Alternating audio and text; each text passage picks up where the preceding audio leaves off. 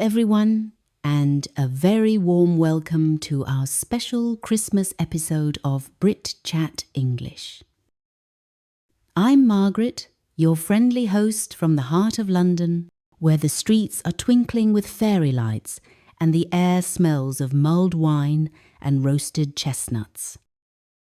If you're tuning in for the first time, this is the podcast where we explore everyday British English in a relaxed way, perfect for intermediate learners like you.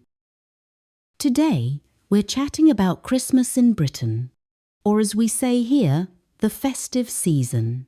I'll keep it cosy and conversational, with stories, vocabulary, and tips to help you feel right at home with the language. Remember, learning English is all about immersion and fun, like a good book or a chat over tea. By the way, dear listeners, our other episodes are on our new dedicated channel, English Natively Podcast. Subscribe there for more series. The link is in the description. This video is just a warm intro to our podcasts, so grab a cuppa and let's get started.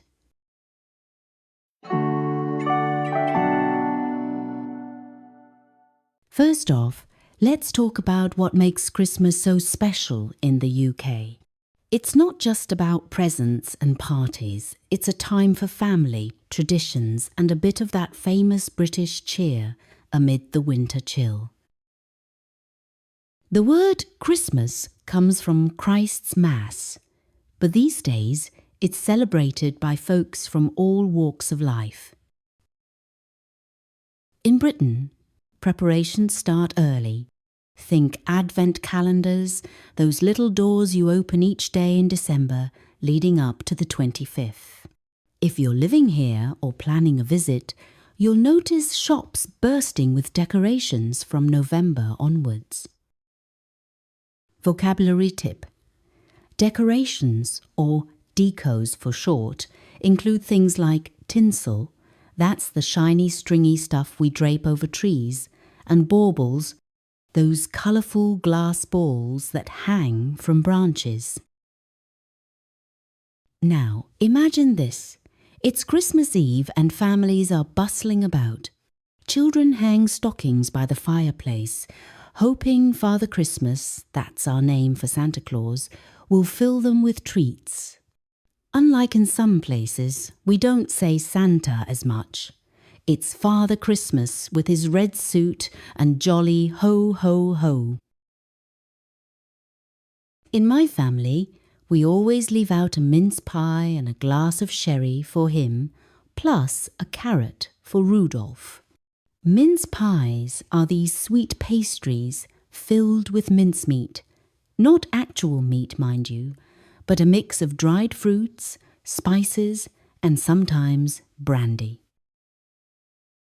They're a staple, and if you're practicing your English, try saying, "Would you like a mince pie with your tea?" It's a great phrase for polite offers, using the conditional would to sound friendly and not pushy. Speaking of food, Christmas dinner is the highlight. We roast a turkey with all the trimmings. Roast potatoes, Brussels sprouts, those little green veggies that divide opinions, stuffing and gravy. Then there's Christmas pudding, a rich, steamed dessert with fruits and nuts, often set alight with brandy for a dramatic flair. We pull Christmas crackers too. These are cardboard tubes that pop when you tug them, revealing a paper hat, a joke, and a tiny toy. The jokes are famously corny, like, what do you call a snowman with a six-pack? An abdominal snowman. Laughter helps with language learning, doesn't it?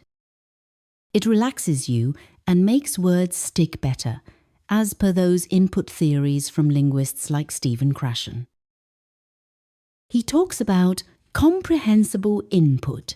That's exposing yourself to language just a tad beyond your level, in context, without stress. So, by listening to me chat about real British life, you're getting that natural input. If you're at an intermediate level, you might be working on tenses. Christmas stories are brilliant for practicing the past simple and continuous. Let me share a little tale from my childhood. When I was a girl in the countryside, we were decorating the tree on Christmas Eve when suddenly the lights flickered and went out. My dad was fixing the fuse while Mum was baking mince pies in the kitchen. C was decorating for ongoing actions, flickered and went out for completed ones. Try retelling your own holiday memory using those tenses. It's a fab way to build fluency. Now, let's zoom out to life in Britain during the festive period. If you're here, you'll hear carols everywhere. Songs like Silent Night or We Wish You a Merry Christmas. Carol singing or caroling often happens door to door for charity. And don't forget pantomimes or pantos. These are fun, interactive theatre shows based on fairy tales, full of slapstick humour and audience participation. Shouts like, "He's behind you," are classic. It's a great cultural immersion. Attending one helps you pick up idiomatic expressions in a lively setting. For example, break a leg means good luck, but in Pantos, it's all about the fun chaos.